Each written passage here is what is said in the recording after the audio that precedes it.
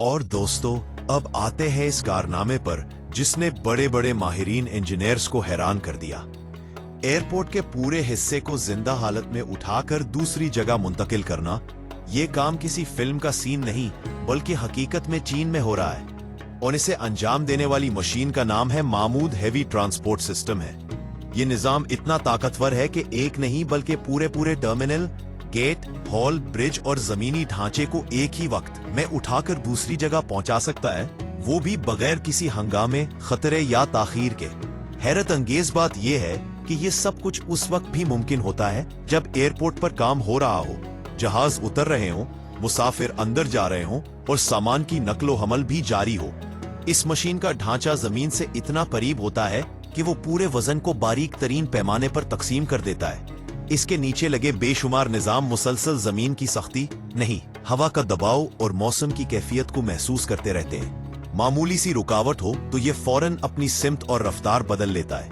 अगर आप अंदाजा लगाना चाहे कि ये कितनी बारीक बीनी से काम करता है, तो जान लें कि एक पूरे एयरपोर्ट के हिस्से को महज चंद मिलीमीटर की गलती के साथ भी हरकत नहीं देता। चीन में हांगकांग के एयरपोर्ट पर इस टेक्नोलॉजी का इस्तेमाल हुआ, जहां समंदरी नमी के बावजूद ये पूरे टर्मिनल को इस तरह उठाकर आगे ले गई कि एक भी सुतून टेढ़ा नहीं हुआ।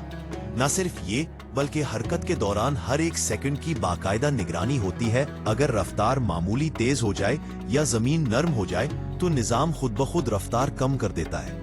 एक और हैरत की बात यह है कि यह मशीन चलते हुए शोर नहीं करती। दूर से देखने वाले को ऐसा लगता है जैसे कोई इमारत खुद ब खुद रंग रही हो।